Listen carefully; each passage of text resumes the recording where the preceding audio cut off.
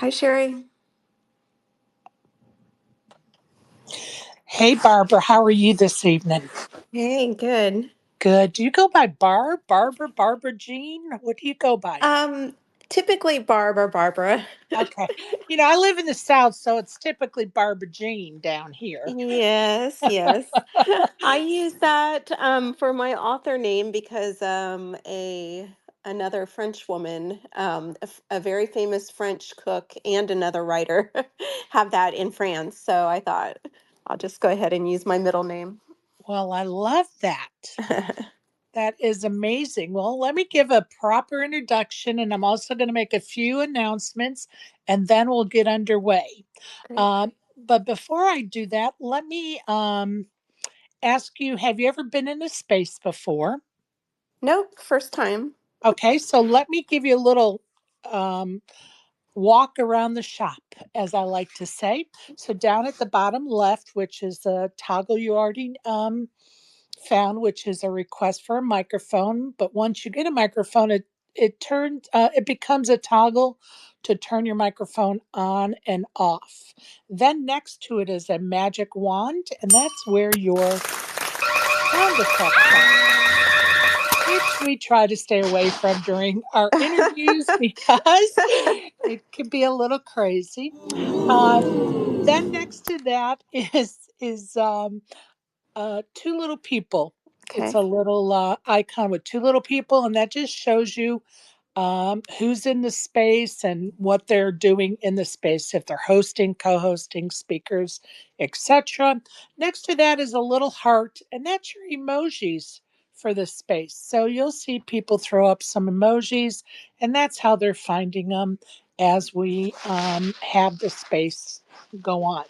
Next Hmm. to that is a pair of scissors that somebody could use to do a live clip of what we're talking about. Then you're going to see a little speech bubble. A lot of people call it the purple pill because it will turn purple once people start to put comments in that chat. It'll turn purple so that somebody's made a comment and we should check it because sometimes people don't want to come up and speak with us, but they want to ask a question. So they'll put a question in that chat. Up at the top, you're going to see where it says leave up in the top right. If you Hmm. accidentally hit that, it's going to kick you right out of here, but you can come right back in. And believe me, it happens often. If there gets to be a point in time that you can't hear somebody or things just are acting kind of weird, that happens in spaces, just leave the space and come back in, and it usually rectifies it. And we're all used to it, so it's nothing new for us. So don't panic. Just take your time, go out, and come back in. If you have any questions about any of that, just let me know. Okay. Um, well, I want to say welcome to everybody. Of course, I'm Sherry Pluskota, and I'm glad everybody's joining us live this evening, or they'll be listening to us at a future time. Here in Spaces, Barbara, we get a lot of folks that listen to the recording at a future time because it's just convenient for their schedules, and we appreciate them as well. Many thanks to my sponsor, Elevator Results. If you need a tailor made workout plan to help you lose weight or gain weight, Elevator Results can design that plan. Follow them on Twitter and check out their site at elevatorresultspt.com.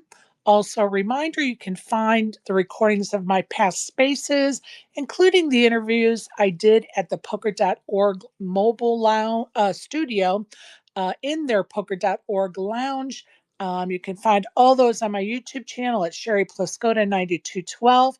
Please like and subscribe. It is free of charge. Now let's get on to our guest, Barbara Jean Cardin. Considers herself a semi professional poker player and author. And that's about all I could find out about this mystery woman, but we're going to dive into that shortly.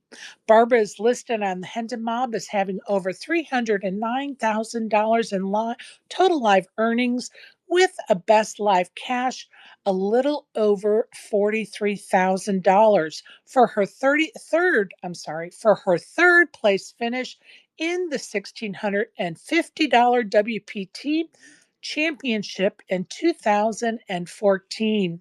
So, Barbara, welcome to Spaces. And tell me, what kind of jobs have you held in during the course of your life? Sure. I have been kind of a road warrior most of my career, on the road doing IT work, true consultant. So that really gave me an advantage to fool around. I got bored at night when some cities, so it gave me the opportunity to play poker and do different things in the evening. So and visit a lot of places, which made some people believe that I was a true poker player because I would show up in a lot of different places, but they failed to probably realize it was usually on a Thursday, Friday, or Saturday or Sunday. So, I love that.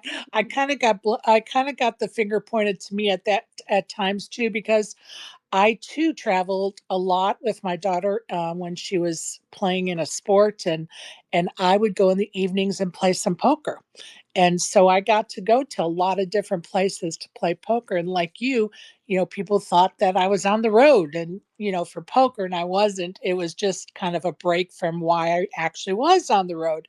And you know what? When you're sitting outside watching a sport for 10 or 12 hours a day and it's 100 degrees out, getting into a nice, cool casino is definitely a nice treat. So tell us how you got into poker.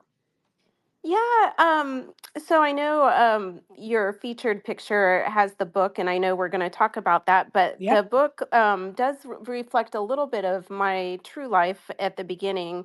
I was first chapter, first page, so no spoilers, but I was playing craps at the Bellagio, and while I was instead of traveling home, I traveled to Vegas just to entertain myself, I guess.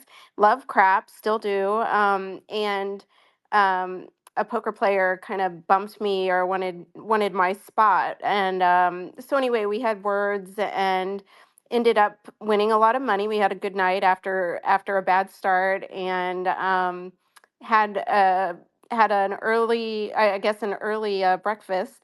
And he told me he was a professional poker player, and I kind of laughed, thinking that's a ridiculous thing. And as much as I have to owe him, he more or less said, "Oh, don't you worry about it because women don't play poker anyway." So and of course that piqued my interest more Well, than ever. and So. and I'm really kind of chuckling to myself because I started to read your book Hmm. about 2 weeks ago because I picked it up when we met at the poker.org lounge. And unfortunately, I think I only got through the first chapter because my life has been a little crazy. And I chuckled during that first chapter because I thought, this chick has some grit. Like you weren't taking no shit from this guy that just kind of bumped into you at the craps table.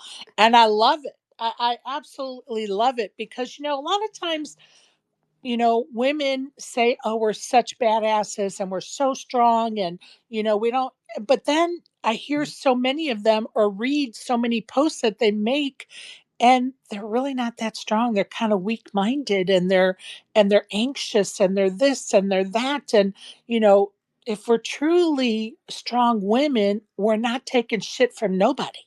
And, and I kind of Yeah. feel like that's how you are. Am I wrong? No, that my friends would definitely agree to that. But there is a softer side, Of course. and actually poker. I'm really kind of a shy person and more of an introvert.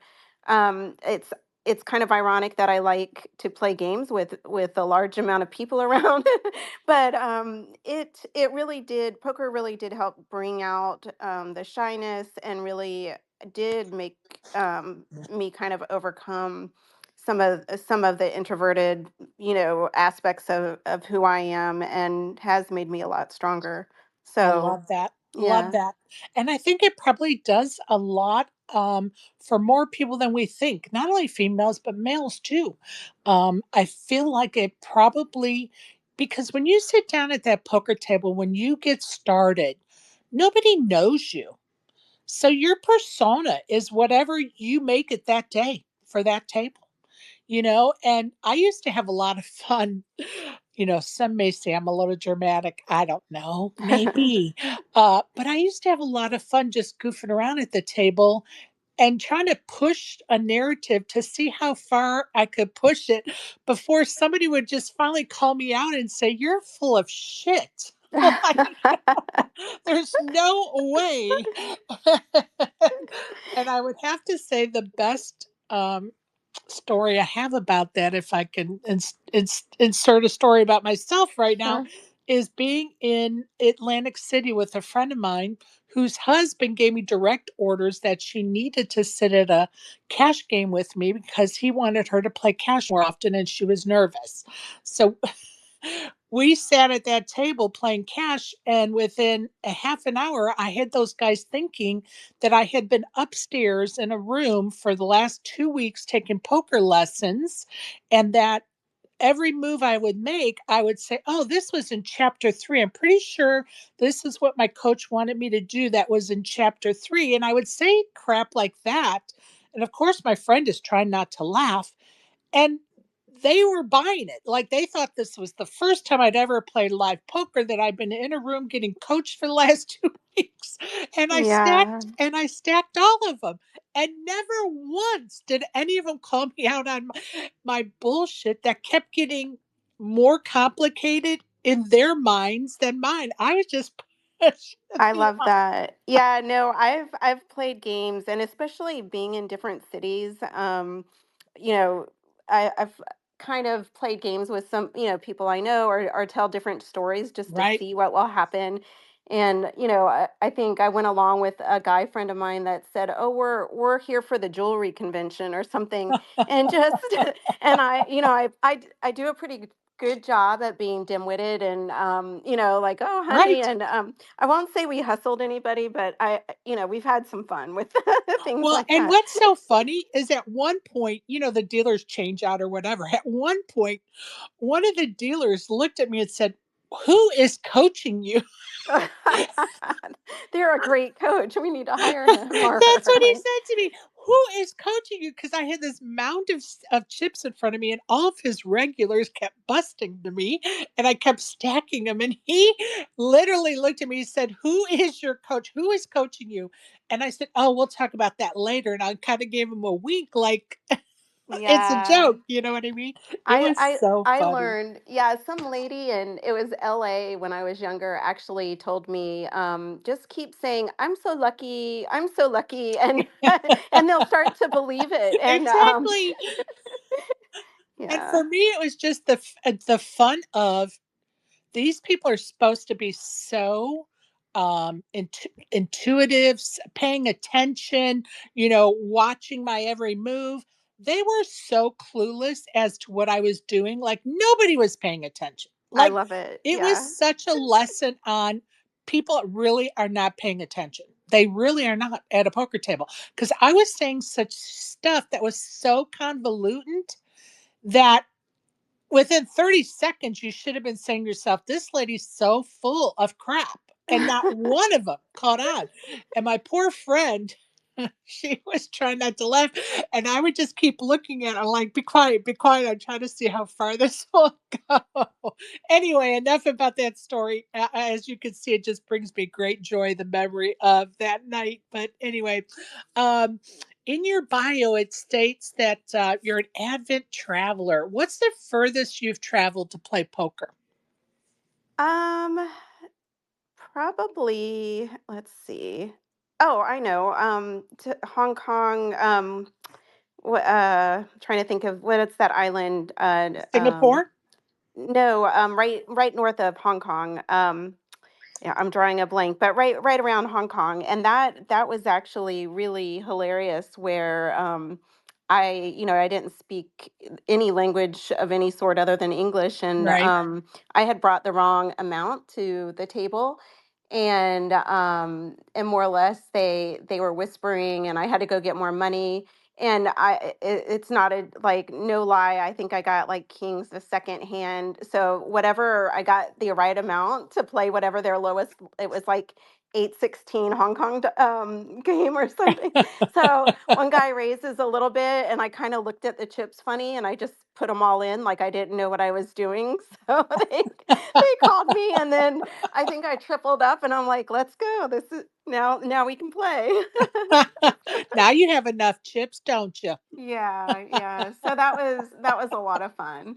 And I know you've been mentioning you're going to Malta. I was so Yes. close to going on that trip, but I basically decided to go to an author convention in Las Vegas instead. Oh, I well, I'm know. gonna tell you, I've been doing a lot of research the last 2 weeks trying to figure out, like, what we're gonna do when because we're gonna take some extra days and actually go to Rome and Uh-huh. Vatican City, and so I've been looking at all kind of tours and blah, blah, blah, and, I've been watching a lot of videos about Malta, and it is so amazing, like, it is so dipped in history and culture, but, um, like, I don't know, the food, the entertainment, what's going on. I mean, I'm just so excited. Like, I can't believe it's 2 months away because I want it to be like tomorrow.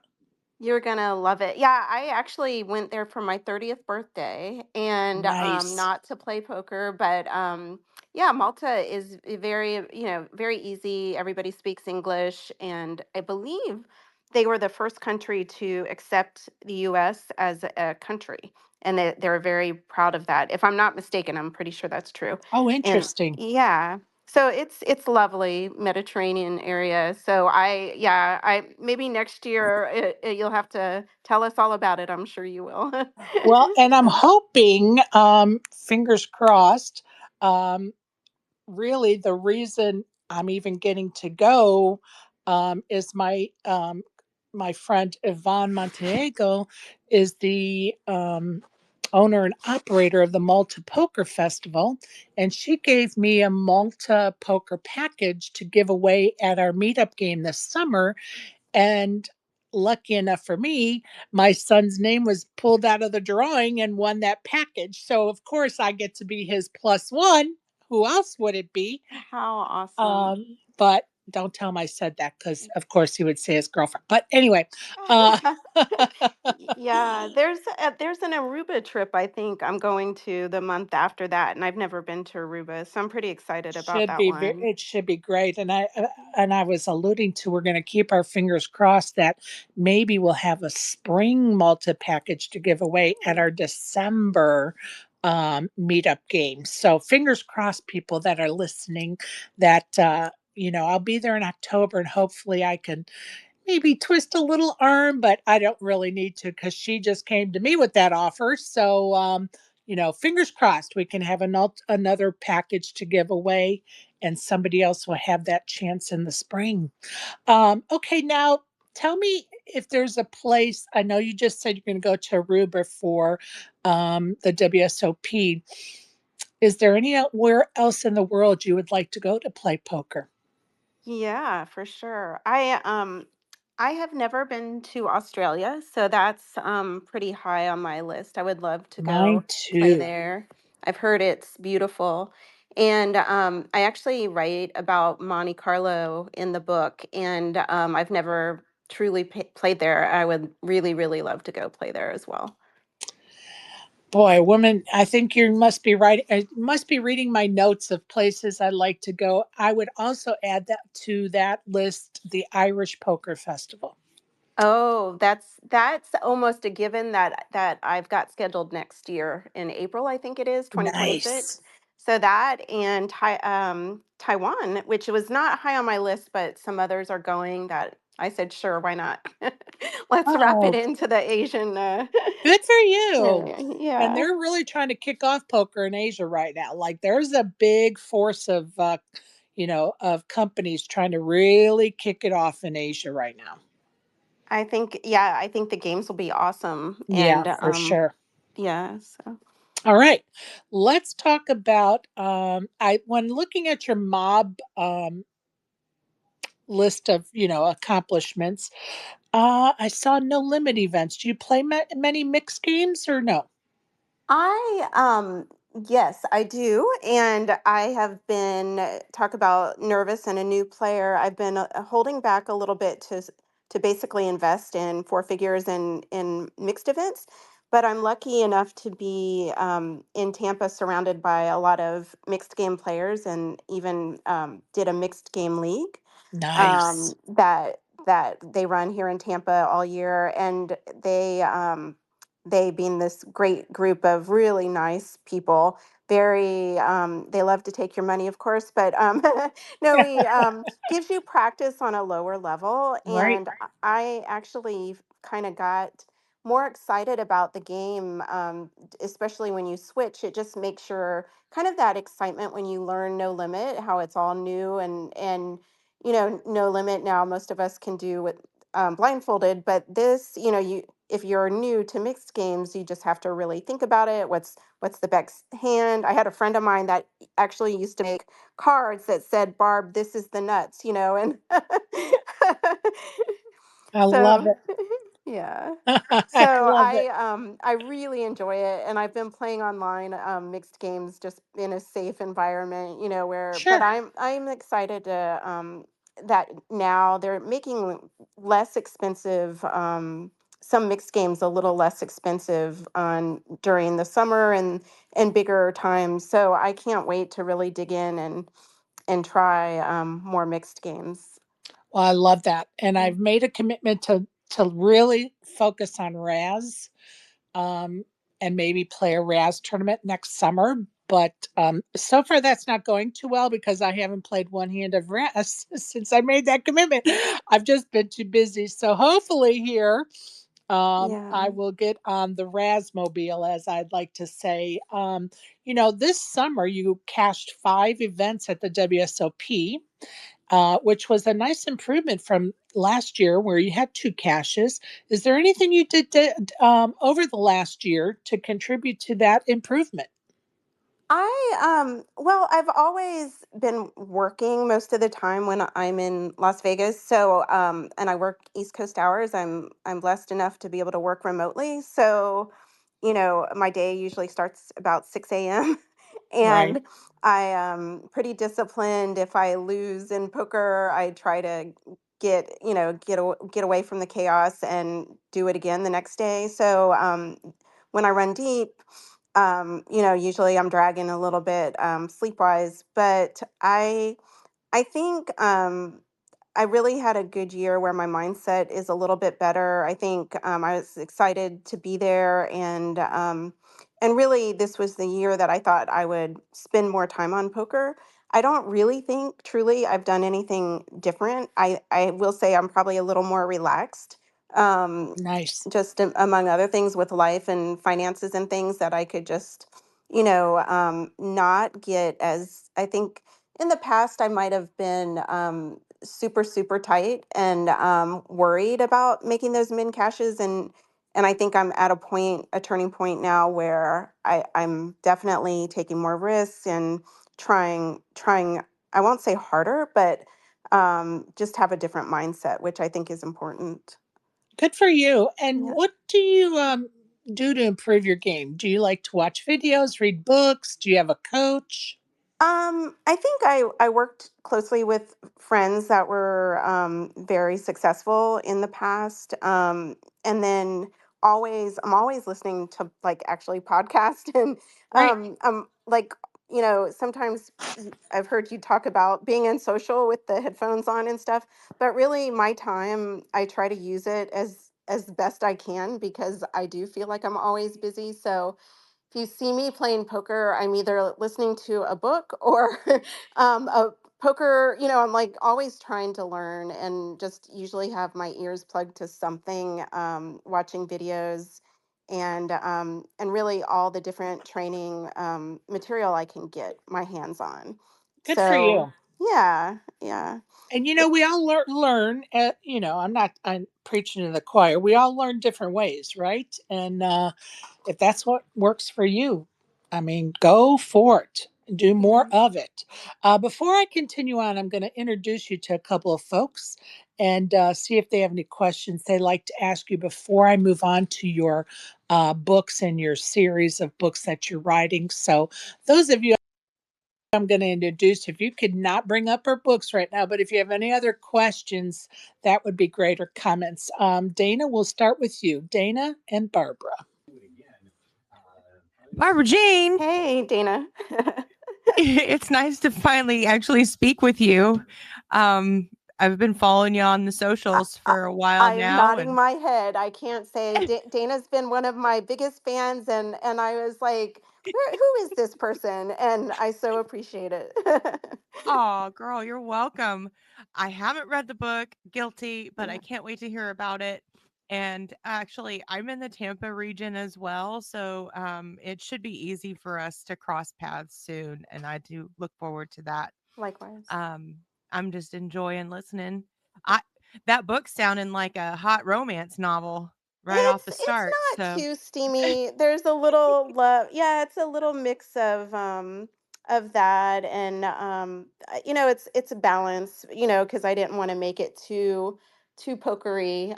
Oh, Sherry told us not to get too far I into know, I that. know. So I'll back up. No, That's But thank you, okay. thank you. Reel it No, back, that's reel it back. okay. That's okay. No, but I just, I wanted to give a little bit of background about the yeah, books sure. before, for Yeah. yeah, sure. before we put the horse behind the Well, cart. I Go I will ahead, you say with guys. Dana, so because of that, I put myself onto to TikTok, and I'm not I'm not in the book area, like the book talk, and I love it. Actually, I started reading a ton more just to become a better writer and a better understanding of how novels are written, the variations. But Dana, anything I would put on TikTok, which I would say probably wasn't always the best videos, or like she was always there, and I'm like, I don't know who who this person is, but I appreciate her support.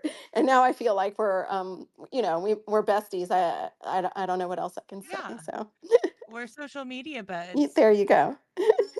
I love that. And she was so excited when she heard that I was going to interview you. She's like, oh, big yeah, time. she's from the Tampa area. I No, love and that. I love anything creative writing, literature, that kind of thing. I'm not the greatest reader in the whole world. I've yet to read your book, but I was super excited for you when the days were coming to your release. And Yeah, anyway, yeah, I I just appreciate that. love creative arts, period. So yeah, it's been fun to kind of watch it Awesome. unfold for you. Yeah, yeah, and more to come. Lots more to come. So I love that. Awesome. Now, All right. are you from Florida originally, from the Tampa area? I am. I was actually born in Tampa, and I have a A pretty deep local, history here. Yeah. local. Y'all are rare. Oh, yes. Yeah. I moved around a lot, somewhere in between, but happy to be back home, as I will say. Awesome. Well, that's awesome. Well, I look forward to meeting you in person soon, and I'm sure I'll have plenty of questions about your book. Looking forward to it. Love that. Exec deck, please meet Barbara Jean. Hi. Hi, how's it going? Very Good. nice to hear from you and about you. Thanks for sharing. Really appreciate it. Hi, Sherry. Nice to hear you as well. Thanks for hosting this. Thank you. I appreciate you. Actually my only question since you brought it up was um, your meetup game in December. Do you have the dates yet? I do Okay. not. And what I wait for, just for an FYI, is I wait for the WPT schedule to be released, and I wait for the ARIA or any of the MGM properties schedules to be released. So that would be typically the ARIA schedule and the MGM schedule, so that I can try to pick a day that there aren't some like popular buy-in days. If it's a day two of an event, that's okay with me because, um, those people wouldn't be able to come no matter what day I had it typically. So, but that's kind of what I am waiting for. Okay. Well, we're all waiting with bated breath, so be I watching know, out. me too. Thanks. Well, take care. But I'm just going to Yeah. tell you, thank you. I'm just going to let you also know that it'll probably be October. Oh, So don't not hold your December. breath. October. No, no, no. October for the Oh, release of the gotcha. Okay. schedules. Okay, that's plenty of Yeah. time. It's not Awesome. going to be, yeah, it's not going to be anytime soon, is my point. Okay, cool. Well, Take care. Have a great Friday and weekend, everyone. Thank you. Appreciate you. All right, let's hit the books because I know that's what Dana's waiting on with bated breath. Barbara is in the midst of writing and releasing the books in her Poker Player Metamorphosis series. And the first book in that series is Butterfly 9, which I'm happy I have a signed copy of. And soon to be released second book is Barracuda 9, which, by the way, if you want to reserve a copy of Barracuda 9, you could do it on Barbara's website at Barbara Jean Cardin, CARDIN.com, and you can reserve a copy. Why Butterfly 9 and why Barracuda 9? What's the significance of that number 9? Um, it so that truly was Butterfly 9 was truly my online name when I first started. And Oh, it okay. was just the, like I told you, the little bit of reality or truth to the story. And I knew it would be nobody else's name, so so I more or less started off there. And it was cute and sweet, and I was, kind of a dainty little girl. And as you said, kind of evolved more to the not taking shit from anyone kind of person, and evolved to Barracuda 9, which I actually did change my name to online. And in the beginning, started just playing a lot of online poker because it was more of a safe space, and really sharpened my skills there. And then kind of had to get a little tougher and finally make it out to the tables in the real world. So. I love that. And tell us what inspired you to start writing this trilogy? Well, I think just jotting down some of the experiences over the years, and as I've heard other um, folks say, and same with myself. There's just so many nuggets of events that happen in the poker life, in the poker world, that are just like mind blowing. Like, just so many little interactions with people, the stories I hear, and I just thought some of this needs to be told, including my own.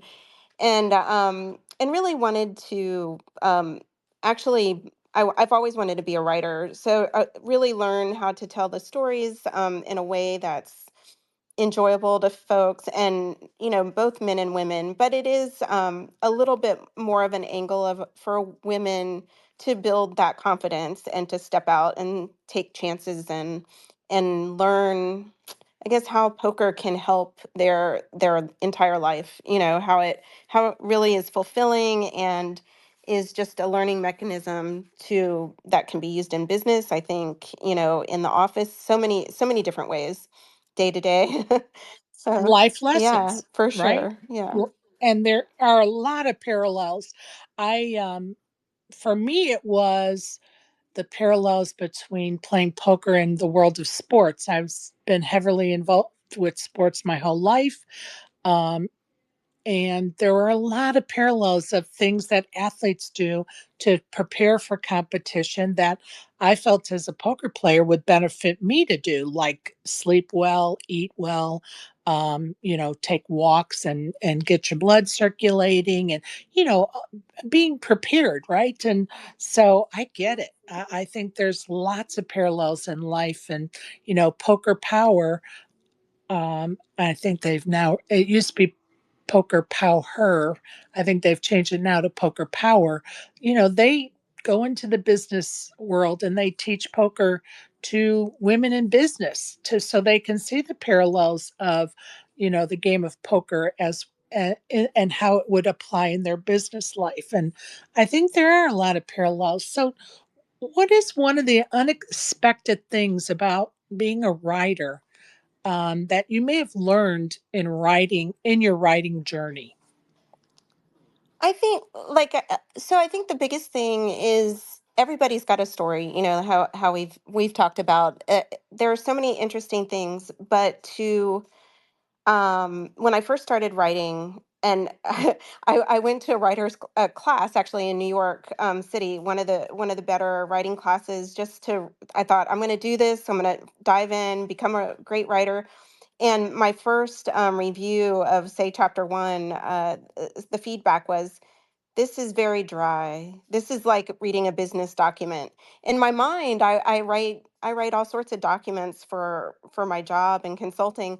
And so that was probably the first wake up call of, oh, so it has to, be entertaining, and it has to hook together and keep people suspended. It can't just be, and this happened and then, oh yeah, this one's good. And so that really has been a huge learning curve, and dare I say, I think I'm getting better and better, and just absolutely love the craft of it all. So, I'm excited to have, the second book out, that's also a great story, but probably well improved in the writing, and it's just continuing to get better and better. And so far the feedback has been pretty positive. So I truly love it as much as I think I love the game of poker. So there I you love go. that. Yeah, And you're growing into it, for aren't you? sure. Yeah. Okay, so let's talk about the two books thus far. Butterfly 9. What would you like to tell our listeners about that book? It is, if you're a reader and you like to read it's a good story. It's really about the growth of a young woman really learning confidence, not only poker. It's light on the poker hands, and I but it's really about handling relationships, handling change, handling, life, and really how it all ties together. And how she can stand on her own, and really just it's entertaining of just the things that happen in this world that a lot of people, I think, even from a job front, like I was working for a high-end consulting company, and it's like your coworkers have a misunderstanding of poker, and a lot of people think it's gambling, or what they would compare it to. So really, also de- deciding what you can share with people and how you can angle, I guess, the information that's yours, and just, yeah, I just enjoying life and making choices that may differ from the standard life of getting married and having kids, and yeah, being conservative, and being a part of a cookie cutter of expectation, Right. where it's okay to kind of follow your dreams and your interest, and be different if you so choose. Okay, now tell us what you want the listeners to know about Barracuda 9. So that is, it can be a standalone book if you pick it up from there. It's got a lot more action as far as being an independent player, and it does really carry on with probably my interest in travel, like exploring different places, and really meeting different characters, and really enjoying all that the different characters that you meet in the poker world have to offer. And there's a little bit of darkness, a little bit of when things don't go wrong, and how there's certain expectations that are disappointing, and how to overcome those things. So I think it's great as far as, like, just kind of following a story that's fictionalized, like I said, but also, like, just it's really encouraging, I think. And then it really leads up to the book that I'm drafting right now. The Barracuda 9 is done, and probably will be out in late October. It's just final editing, but it's leading to the final book that I'm working on, which I'm pretty sure I'm going to just title Final Nine, which, big guess, it's the protagonist path to Final Nine at maybe a very big poker event. So, I love that. yes. I love that. So, what do you see as far as your writing future after this trilogy is done? Oh, I have so many ideas that I've kind of drafted on the side, but I've got a lot of stories. that are outside of poker. But it was a good place to start. And dare I say, I've been probably working on this for 10 years. So it's, now that I'm mastering the craft a little more, I would like to write more novels on just adventure, I think, suspense, things that are kind of in the same genre line, probably a little mix and match of some thought strategy, maybe Right. not poker, but yeah. So Well, on behalf of those that love 50 Shades, yes, yes. 50 Shades of Poker, I'm thinking would probably do pretty I good. love that. Yeah, so I have explored that idea of having a pen name and writing some some different genre, because actually you hear a lot of oh my gosh, the things that men talk about, and I actually have a comfort level now with a lot of those guys that seem to Yes. be completely okay talking about whatever they want. So it's kind of funny. I would love to incorporate all that into some other stories, but And it often surprises the folks that I repeat the stories to of some of those conversations at a poker table. And there have been times, and there was a very good friend of mine who started or was part of the conversation, and I'm not going to give details of what it was, but it was just so inappropriate. I just looked at him and I said, "You're really having this conversation with me here at the yeah, table?" And he looked at me and he went, "Oh my God, I'm so sorry." And it was, so inappropriate in mixed company. It just was. And it was, very detailed. And I don't want to listen to that at a poker table. And the mere fact that you're my friend yeah.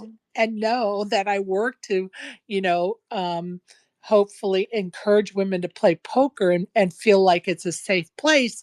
It's a Um, catch 22, you know, like it is catch I'm 22. happy. Yeah, I have had to remind my guy friends I'm not some dude that, you need to be telling me about Right. some woman.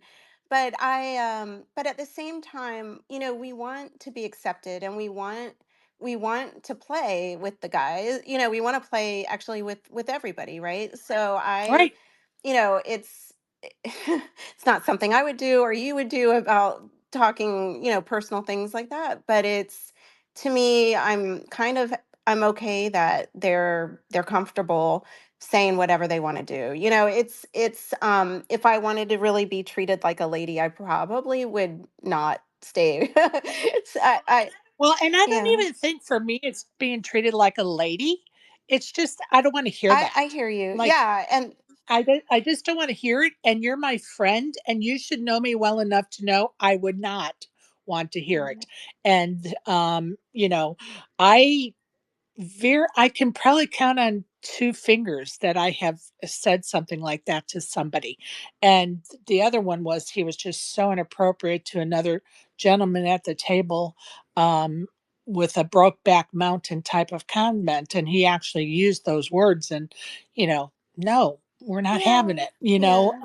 Yeah, I hear But you. Yeah, people say that's the bit of the crazy characters. They say anything, and that's so many inappropriate things, and and thank yeah, God for and the believe headphones me, sometimes, but right.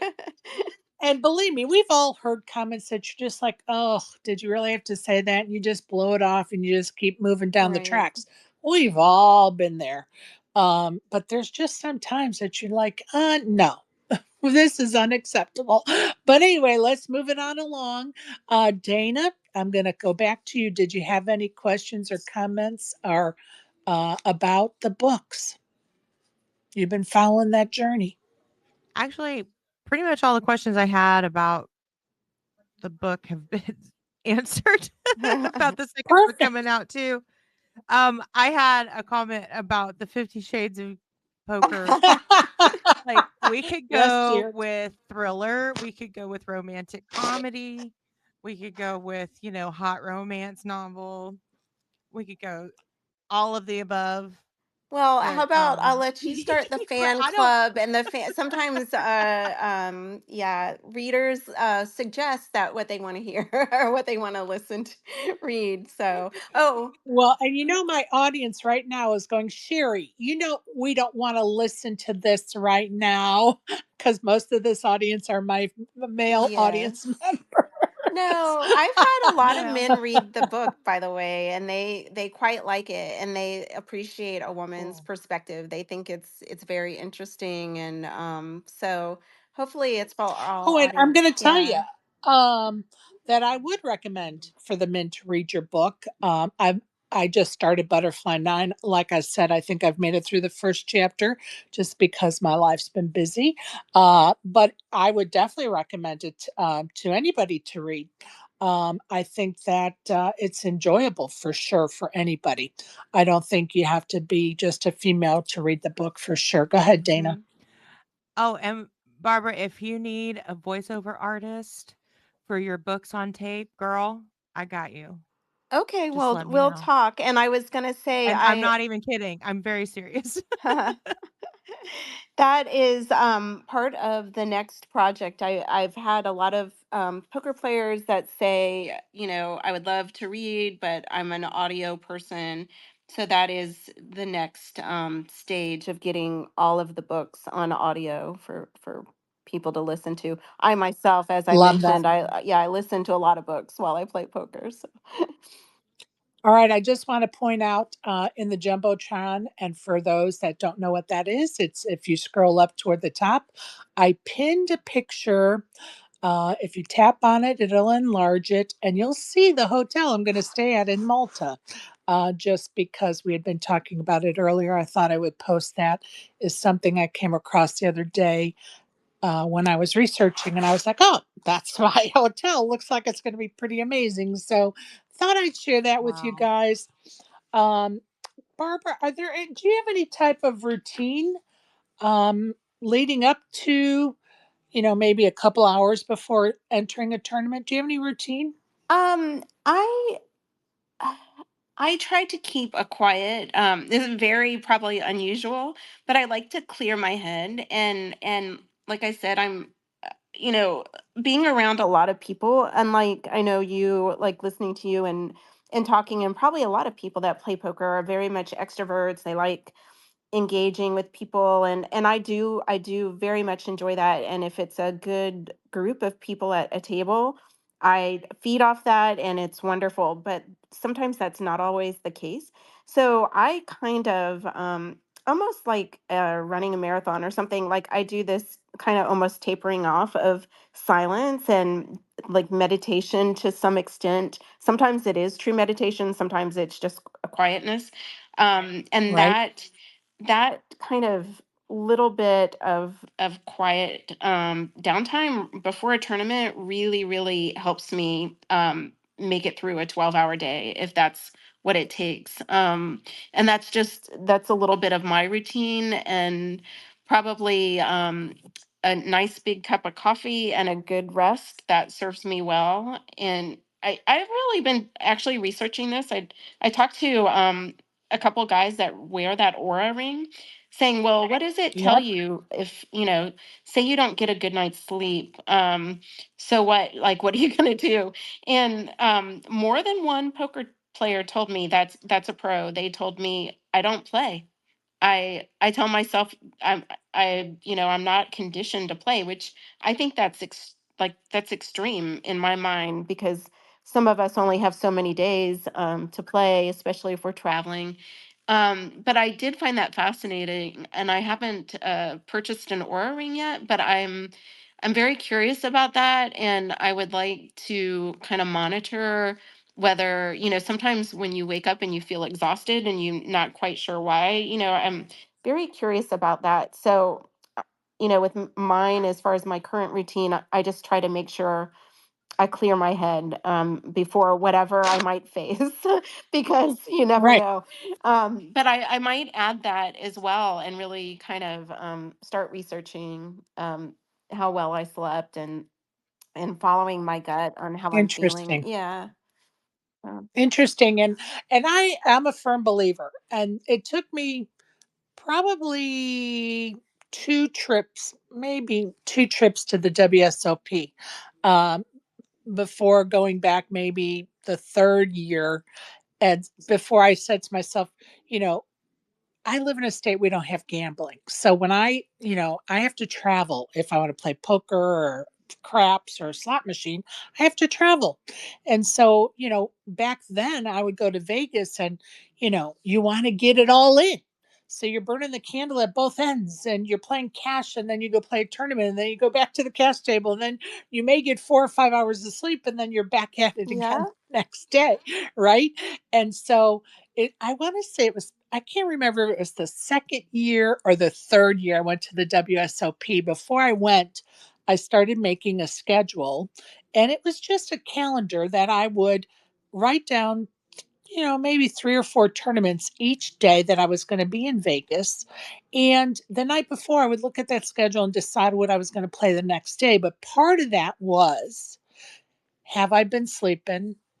Um, you know, did I have a long session? Have I gone outside and touched the grass, so to Right. speak?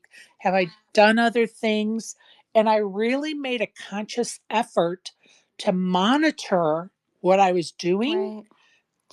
and try to make a good decision about playing poker that day versus just, I'm going to play poker no matter Yeah. what, And so which, so a couple things. Like last year, you asked me comparatively to last summer. For sure, I right, got I was one of the ones that got COVID and I had a lot of downtime. I was there all summer, but you know, I somewhere the switch happened probably a few years ago where I play for one purpose, like for myself, to enjoy myself and to make right. money.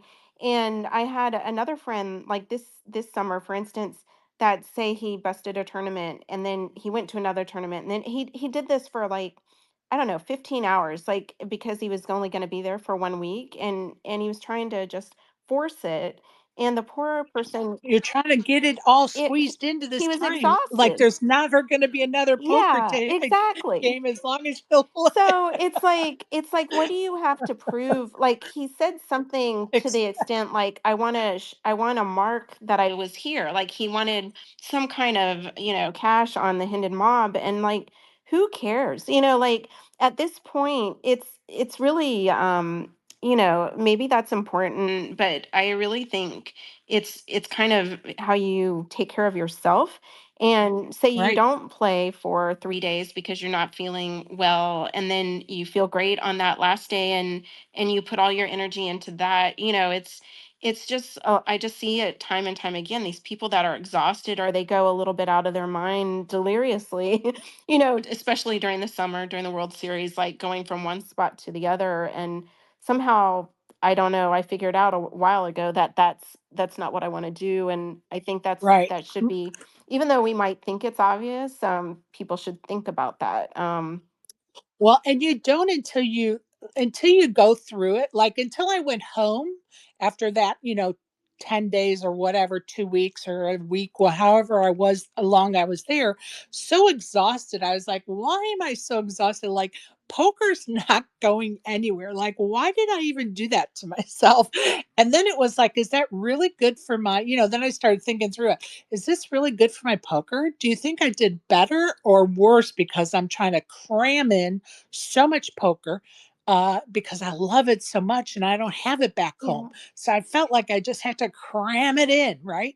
But it wasn't good poker. Yeah. Lo and behold, by day 4, it's not good poker. I actually went to some charity event probably 10 years ago and I sat with the main event winner for the day, and I won't tell you which one that was, but he was a little bit younger and his father was there too, and he had said, he can't figure out how to like relax, and he's going to all these countries to play and can't figure Right. out how to take time to go see, I think Australia was a big one at the time, which I was like, I want to go see all the animals, and it's like when you're flying across the country or wherever you are, when you go to Malta, take the time, sure, there's poker every day that you're going to be there, but take the days to spend with your friends and experience. It's all about the experiences too, so I don't know. It's a balance, and I think it makes us all better poker players, really. 100%. And I really try to instill that with my daughter, because we traveled. There were years that we were in hotel rooms over 200 days and nights in a year. And I always try to instill in her, it's the journey. And so no matter where we went, we ate local. We tried to find a homegrown restaurant and some homegrown shop, so to speak, and an ice cream, maybe a homegrown ice cream shop. And we always tried, when we were in Memphis, I made her go to Elvis's Graceland, kicking and screaming. Another mother and I took like 6 young ladies to Graceland, kicking and screaming because they were about 14 or 15. Elvis who? But anyway, I'm going to tell you, by the time we got in the car to go back to our hotel from Graceland, every last one of them said I would go back there in a heartbeat. It was fantastic. And, that was something that I tried to implement for myself in poker. After that year two, I was like, you know what? I've got to really make a conscious decision that, oh, day three, I was in, a lot of, I played 12 hours of poker the last 3 days. Maybe day four should be a day off to go over to Red Rocks for a little walk, Yeah. and I highly, highly recommend getting out to touch the grass.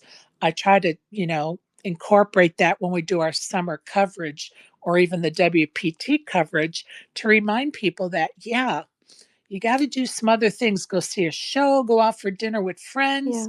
Poker's not going anywhere, Right. right? Yeah, it is. I will say the one difficulty is planning to eat with a bunch of poker players. That is often Yes. a challenge. But I would say Yes. even that Bahamas, the at the end of the, the what do they call that? The Oh, I've been to it a few times in December, the or January. It used to be the at Atlantis. I would just go out at Paradise.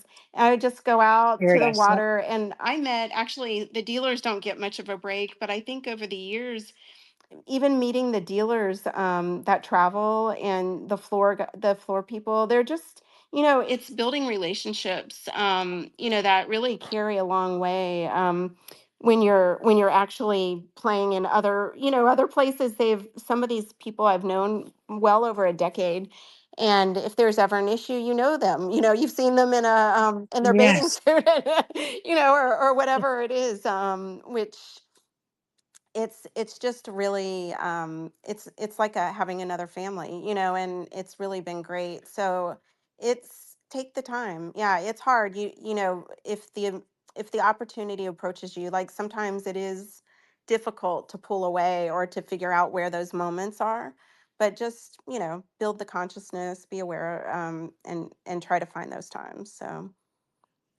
I think that's great mm, advice. And I try to push that advice myself. I think it's really important. And I think your poker will only benefit from those breaks you take from the game of poker. And that is also, it doesn't matter if you're in an upswing or a downswing.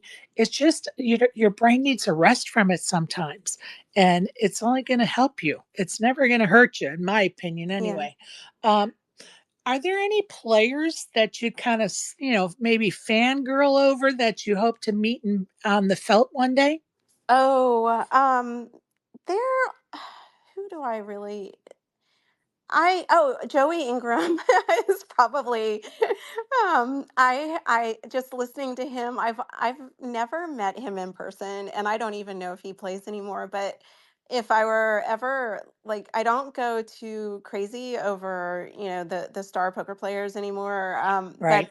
But I've always admired his wittiness, and just think he would be hilarious to play with. So Well, Joey happens to be a good friend of mine. oh, there you And go. I'm just going to give you a little bit of advice. Okay. Next time you go to Vegas, you go over to the Venetian Uh-huh. because he's working on that live feed over there.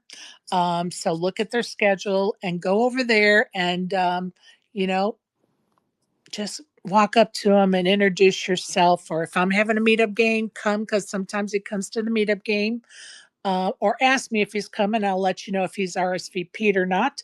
and he has no problem with being approached. So never, never think that it would be Yeah. impractical thing to do. He loves when people approach him. He is a very personable guy. He comes in spaces and hangs out with us sometimes, Mm. and he is very fun at a Well, poker that table. You sounds will great. enjoy that. Yeah, I don't know. Maybe I plan on being at the Win in December after Paradise for a few days. I'm gonna just, play poker all of December. But so maybe if you're there and he's there, we'll figure that out. We'll see what. And look, reach out to me and remind me, Mhm. and we will definitely figure that out. Awesome. That's funny. Yeah, absolutely. You bet. Okay. I'm going to let my audience members know that if you have any questions or comments for Barbara, please request in that bottom left corner and come on up and ask them. And I'm going to introduce you to one of our listeners who is on the panel. Matt, welcome, and please meet Barbara. Hello there, Sherry. Thanks for having me on. I really appreciate that. I got on eventually, just had some technical issues, but you know what it's like. It's Yes, all sir. messing about. So great to talk to you. Hello, Barbara. How are Hello. you doing? Are you keeping well? Hi, I like your picture. What are you holding up there in your picture? Oh, thank you. That is my.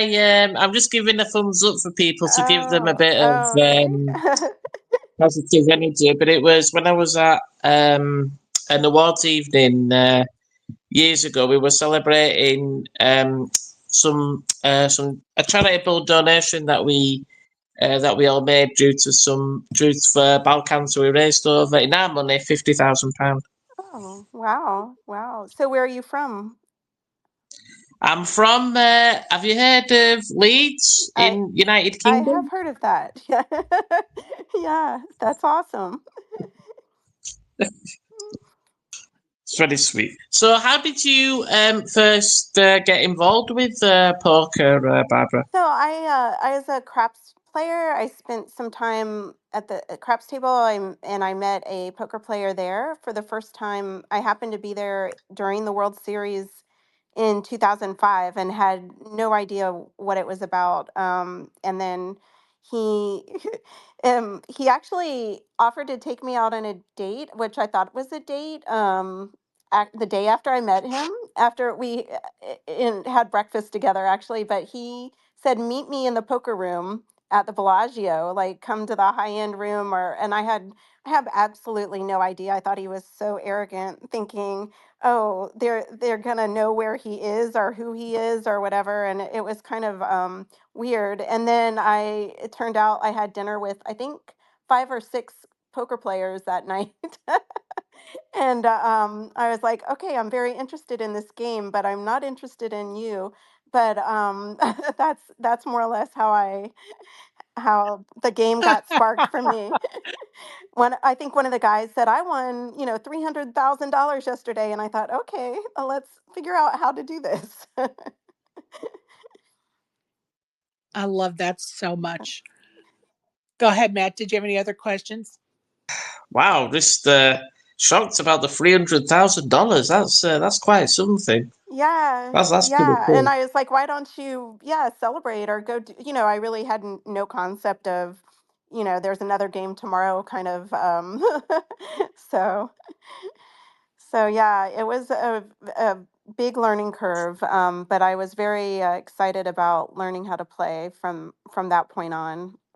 Not to mention, when we said earlier, I know you missed it, but we said earlier, one of the guys said, "Oh, women can't play poker, so don't worry about it," and that also interested me quite a bit. That I felt like I was challenged and I took the challenge.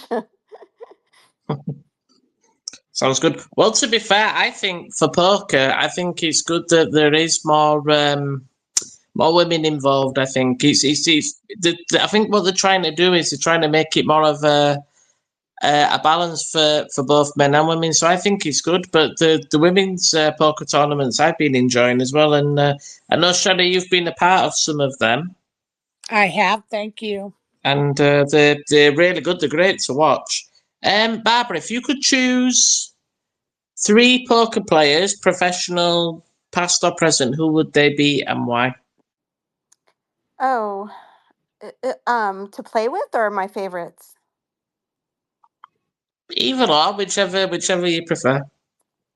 Oh, there's actually, I'm trying to remember his name. He's a British man. What is that guy's name? I just forgot. Well, anyway, he's one of my favorite. Tony G. Tony G cracks me up. I think he's quite an interesting character. I love Tony Yes, G. and Scotty Baby. I've actually played with him a couple times, but I like he's definitely historical and entertaining. And who else? Well, I guess it is one of my. We already talked about Joey. Probably. I don't know. Maybe Jason Mercier. I know he's within reach within my state, and a friend and married to a friend of mine. So maybe I've played with him, but I've never actually played at the same table. Watch his magic. He's very historical to me, kind of a champ of all time. He's such a great player. All those folks you listed are crushers and great personalities. And I challenge you to go listen to the 3 interviews I did with Scotty Wynn on my YouTube channel. Barbara, I think you'll appreciate them. Um, a little self-serving, but Yeah. I just love those 3 interviews. Matt, have you been watching the Hyperdrome ladies event on their YouTube channel? Oh, yeah, that's a good reminder, actually, Sherry. I need to catch up on that because I've been doing a lot of project work, so I'll definitely tune in and have a look at that, and I'll let you know what I think of it. But it sounds really And good. That. yes, and they have some. I think today they had like the cash table on their broadcast, and I'm sure they're going to broadcast the main event probably. Day 2 maybe starts tomorrow. I don't really know the schedule. I'm just guessing, but that's the Hippodrome in London. Just an FYI, my friend. Oh, thank you, my friend. Sherry, if it would be possible, could you send us the link over from your side? Yes, yes, I'll be happy to. Oh, bless And you. Dana, if you could put it in the chat, I'd appreciate it, Dana. That's the link to what? Hippodrome, HIPPI Drome, DROME. It's in London. Oh, okay. It's not They're like an @ on X. No. It's actually a casino name. It's called Hippodrome, and they have a live feed on YouTube. Okay. So you want I'm the just link to afraid. the live. Yeah, I'm just Okay. afraid if I try to find it, I'm going to screw up this space.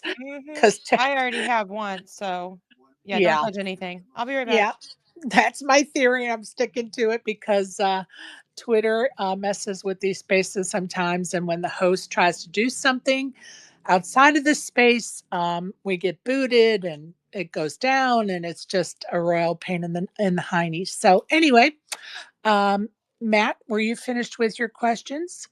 I was indeed, Sherry. I was just going to ask Barbara just before I go.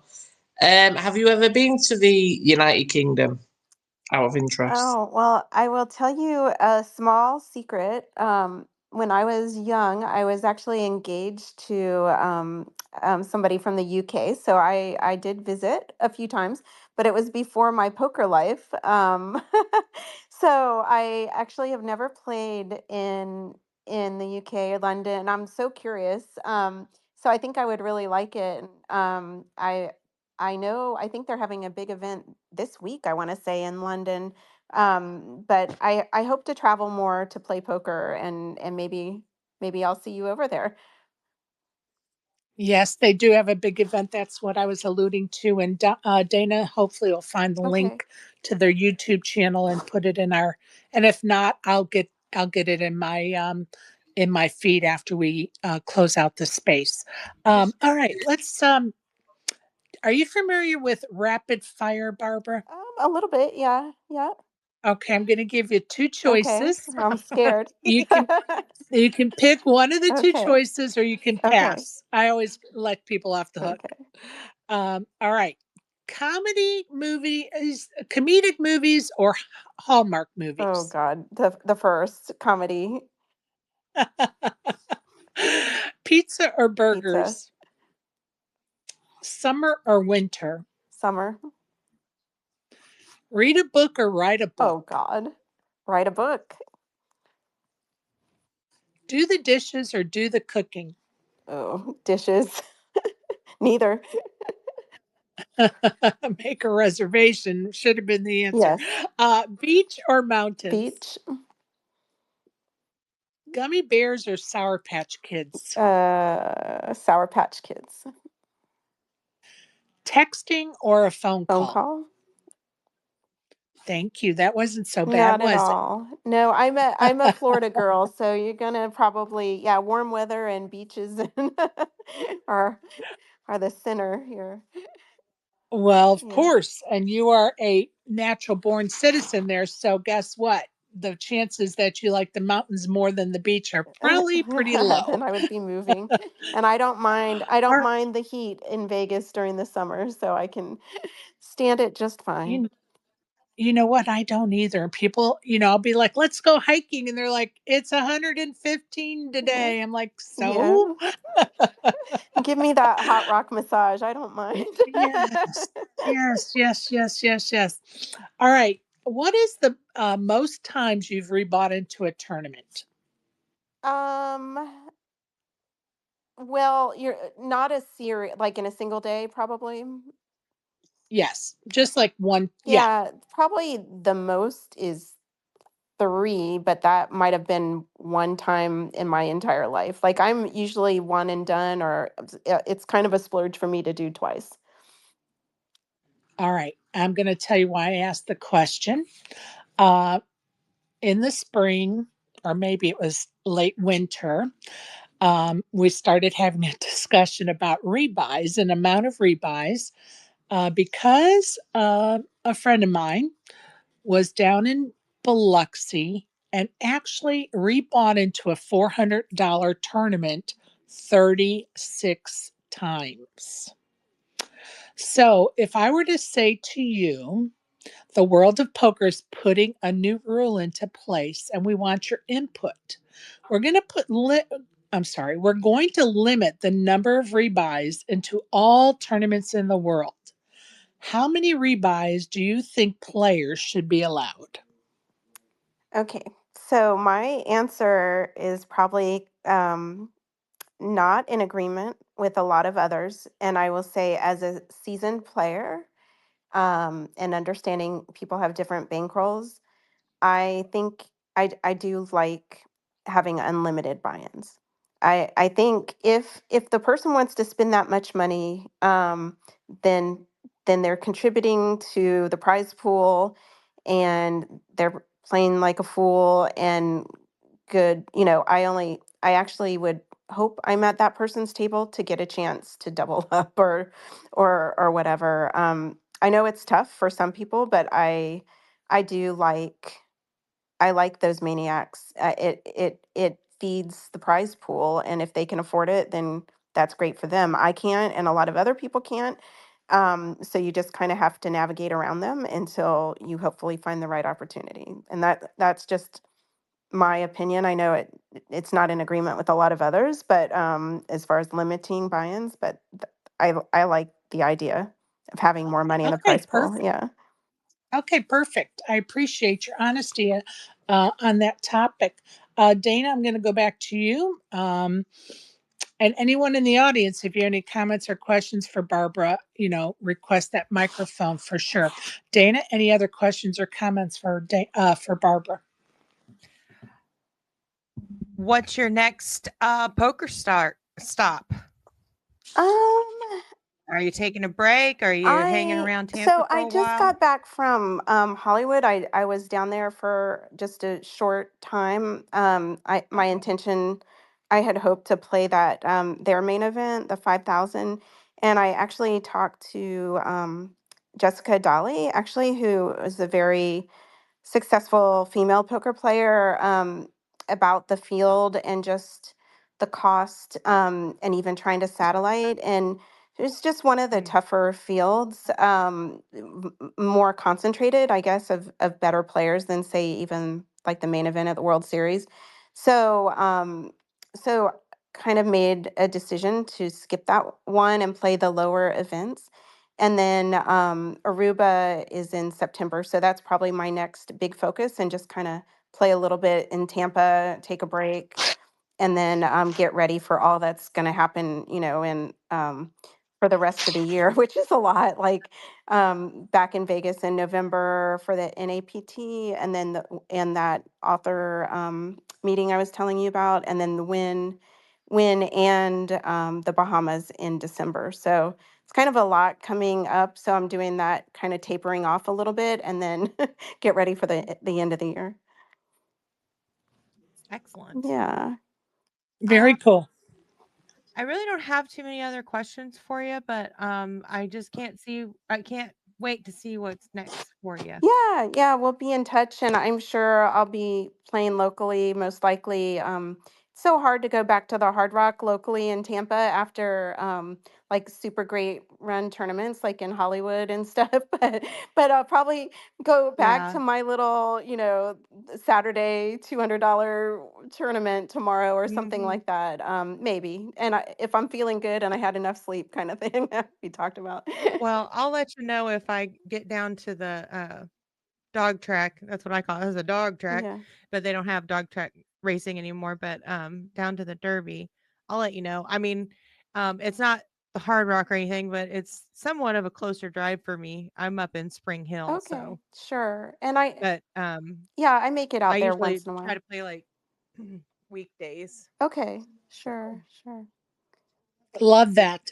I'm just now starting to play live again, by the way. Like it had been years because of everything, and Miss Sherry kind of contributed to booting me out the door on that. Yeah, well, I love your involvement with Getting me back to the the two table. of you guys are connected and working together, so that's awesome. And I'm sure I'll run into both of you soon, one way or the other. Oh yeah, Heck we'd be yeah.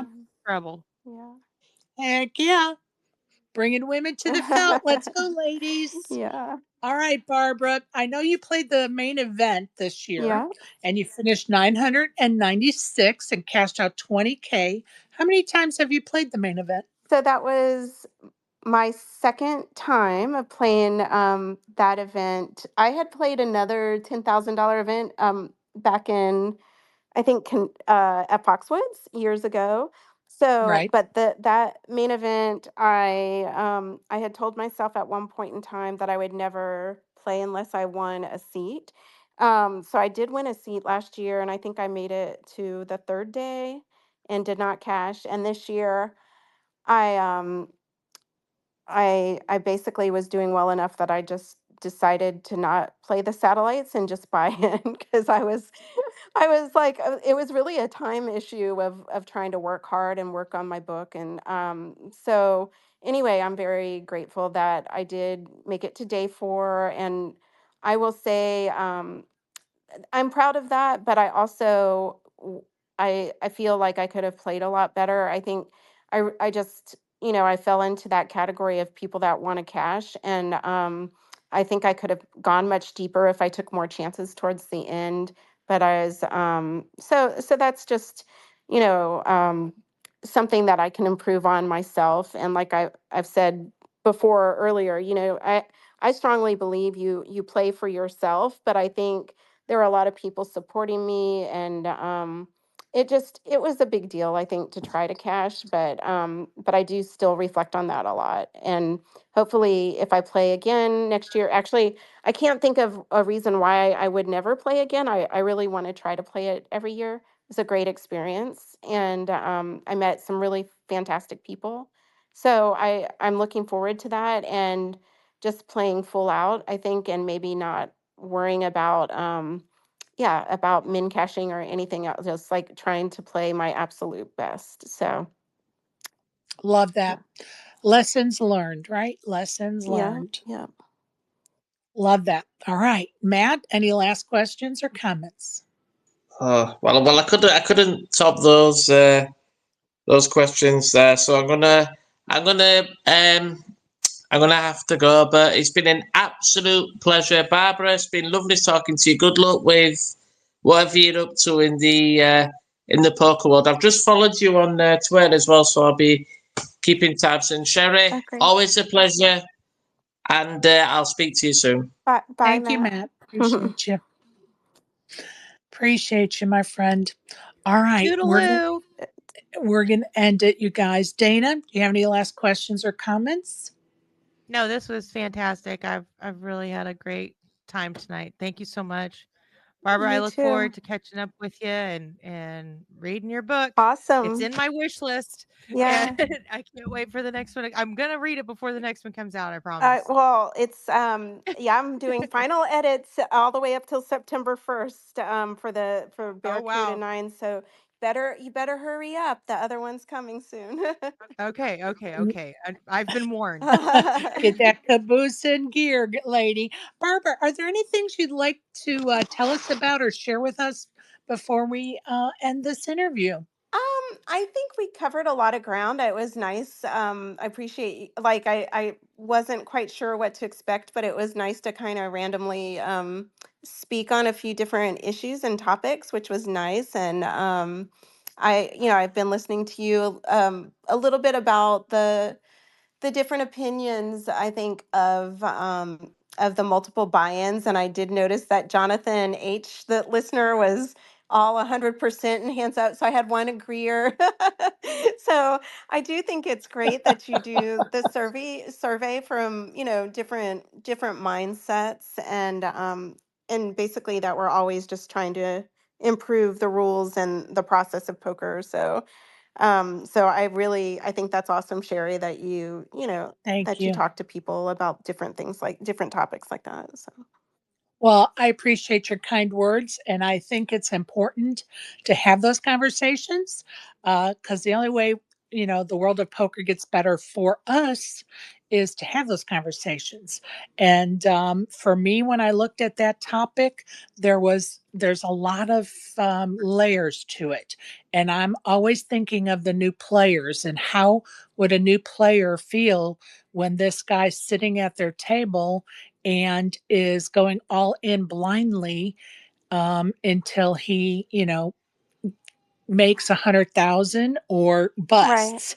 And and how does that affect a new player? How does it affect a seasoned player? Is it a good, is it good for the game of poker besides the bottom line, of course? And so I think there's a lot to think about that, and I want that conversation, and I want it with everybody. So for the last 6 months, say, I have asked every person I've interviewed that question, and we've had quite an array of answers. And the person who bought in, 36 times told me he would limit it to 5 and that he'll keep doing as many as he wants until he's told he can't, which I thought that was, very tall. That was you know, a, an interesting point of view to listen to from the person doing it, right. right? And so that he doesn't necessarily think it's a good idea. But I appreciate your kind words. Yeah, sure. No, I'll just add to, there was a doctor that played like that here in Tampa. I think he's not playing anymore, but he he got bad beat by me, I think, one time, and he literally picked me up off the ground and hugged me. And he said that's he loves he just loves he thinks of poker as the game of chance, and that's just his perspective. Right. And he thought it was fantastic. And it's, people just have different mindsets, which I think is part of the wonder and the beauty of the game, that we all come from different points of views, and different financial differences and things like that. But yeah, we all, it's what it's all about, navigating, in around your certain situation. And so some might see it as a disadvantage for a new player, but also could be an advantage, if they learn how to fold and wait until till the Right. tides change, and so it's yeah, I love, like I said, I love that you're approaching topics where some of us have differing opinions, and then sometimes if necessary, the voices can change the rules if necessary, so And I'm going to tell you that I kind of feel like some of the things we've done in spaces over the last 2 years, um, ha- the conversations have not fallen on deaf ears, yeah. and we have quite a few operators that come in into the section, we call it the goo, where you can see everybody's profile picture. Hmm. But if you scroll down, we don't have any right now, but if you scroll down to the bottom, sometimes we have some anonymous listeners, and that's where like Jen Tilley will hang out, and some of the operators that don't want us to know that they're here, but they want to hear the topics, Yeah. especially like the daily coverage during the WSOP when we have a hot topic like a Cabril or Yeah. or a soup, right? Yeah. And they want to hear what what is everybody's point of view on the topic. And so I kind of feel like we have motivated a little change, and we've had some operators come in and speak with us and actually tell us that they did it because they heard us talking about it. I So, I would love um, for you to cover like the time clock. Just I think that's a huge unfair advantage that's just impossible to monitor, where the tankers and it might be difficult to incorporate like they do at the win like the WPT, at least, right. where I don't think they do it till day two. I can't remember, but it's like, yeah, everybody gets the same, and it's a little bit difficult for the dealers to maintain like hitting the clock every person's turn. It would bring, I heard another one of your guests complain about why he started hating No Limit was because of the tanking. And I think if Right. we did incorporate the clock, and that would be a really interesting thing to discuss, by different players, I think the majority of people would want something like that, and it would help the game. That Well, and I'm going to tell you, we had so many discussions on the daily spaces on my coverage this summer. Dana was, part of it, and a lot of the people in the audience right now played major roles in that coverage. And I'm going to tell you, we had conversations, and there was not one person that didn't say that was against clocks, not right, one. Everybody wants them. People are tired of the stalling. People are tired of the Hollywooding, and and now that, I think for the WSLP, pardon me, I got the hiccups all of a sudden, excuse me. Um, I think now that the WSOP has implemented iPads, that it will probably, I can't imagine it not being in place next summer, because they have iPads now. And maybe I'm just a big yeah, dreamer and have faith. I don't know. But I feel like those iPads already being at the table, and now the dealers have had one summer to get used to using them. right. If they just add the clock to that iPad, that it's kind of a no brainer. And I'm going to tell you, we had lots of discussions, and not one person was against clocks. I could see that. I don't. Yeah. Sometimes you get tunnel vision when you think, how could anybody else want anything else? But yeah, I was thinking, yeah, people might have different opinions, but that's good to know, and I hope it does change. And I'm actually trying to envision those new dealers trying to manage the iPad and hit the clock Well, every time, but we'll get and I'm there going to maybe. tell you, I brought that up at the beginning of the summer Yeah. myself. That they're already nervous, and now you have an electronic device that you have to, maintain and be, schooled on Right. as well. We talked about that as well, but um, I think they handled them well. I didn't hear one story this summer about a negative thing about an iPad at a table. I have not heard one story this Oh summer. no, everybody loved it. Yeah. Yeah. Yeah. And so it gives me great hope and faith that that means the clock is not too far behind. And like I said, not one person, not one operator, not one player was against adding clocks. Nobody. And honestly, I think Cabril and Kasuf, you know, Mm-hmm. as They ha- crazy as they were, I think they were, the spotlight was shining on the topic at the right moment in time. And people were like, okay, enough is enough. And we got to do something about it. that would be great. So Yeah, I hope so. fingers Yeah. crossed. Fingers crossed. Well, I appreciate you, Barbara. I hope you come hang out with us sometime Yeah. and keep us updated and, whatever you got going on. And we'd love to have you. And if you want to do another interview, reach out. I'll be happy to have you. I try not to bug people for a second interview unless something is crazy going on in their Oh, lives. Uh, Dana says just be, something. Dana's raising her hand. I think she's gonna yep, do a book review after she reads the book. I Yeah, love I'm it. gonna Go ahead, speed read it. Dana. I had one silly question Go, girl. because I love to drag these things out. So Barbara, how many times a week, a day, a month do you get somebody impersonating that one line from the movie? What is it, Matthew? They're coming to get you, Barbara. Oh my God. How often does that happen? I don't think ever. Too bad Matthew left. I'm Oh, I'm so curious. do what? I'm so curious. He dropped, so we'll have to ask him Oh again. no.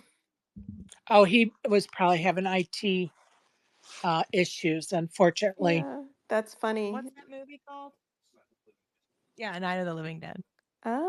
That's Oh, so funny, oh. Dana. No, you're the first. So there you go. Oh boy. See what you started? Now everybody in here, when they meet her in person, are going to say that line to her. Yes. Yeah, we'll see. We'll see who listens, and I'll get back to you guys. Let us know. That would be quite funny. Welcome to the panel, Isaac. Glad you're here. Did you have any questions or comments? Please meet Barbara. Hi, Barbara. How you Hi, doing? Isaac. Um, Yeah. my name is IT Issues. Pleased to meet Hi. you. Nice to meet you. Another one having IT issues. It seems to be the problem today, and it's okay. Isaac, did you have any questions or comments, my friend? No, just that I want to read the book. I did not get a chance to grab a copy, Oh, so it's on I definitely have. Amazon, Butterfly 9, or I think if you Google my name these days, it comes straight to the top of the Google. Okay, It does. awesome, Yeah. awesome. And you And can go ahead. hmm, I'm sure you guys have already talked a bunch about craps, and I missed it. Right? I Yes. missed it. It, All right, I'll listen back later then oh, for sure. oh, it does open up at a craps table. Yes. And I do maybe possibly like the game of craps just a little. Well, that's good to know. I barely learned a little bit about it my last run to Vegas. Uh-huh. Seems like a lot of fun. It is. It So is. I'm definitely trying to pick a couple of credible brains regarding. Oh, Okay, well, okay, Isaac. I'll offer Go to ahead. any of the listeners if we ever meet up, I'll be happy to give a quick craps lesson because it is a lot of fun. It is so much fun. And Okay. Isaac, I'm gonna bring my we bought a plastic tablecloth with a roulette, I mean not a roulette, a craps table Uh-huh. on it. Uh-huh. So I'll bring it, Isaac, and we can have a lesson in the hotel. Hell yeah. That's what's up. That sounds like hella fun. It would Cool. be Well, fun. I followed you, Barbara. Definitely going to keep in touch with you. That's super dope. Nice to meet you. Thank you. You as well. Okay. Thank you, Isaac. I appreciate you. Okay. I'm going to end it here, you guys. Barbara, I appreciate you so much. And it's been nice getting to know you a little bit better. Yeah, me too. Hopefully, our paths will cross again soon. I hope so. Thank you so much, Sherry. Really, thank you so much, and Dana and everybody else that listened. And have a great time in Malta. I'll see you. We'll talk soon. It sounds great. I appreciate it. And for those that have joined us this evening, thank you so much. I appreciate all of you. And if you could say a little prayer for my daughter, waiting for some test results that we're praying are going to be good. So appreciate all of you. Have a great weekend. If you're on the felt, good luck. If you are not on the felt, get outside and touch that grass, people. Get off social media. Love y'all. Good night. Good night. Bye.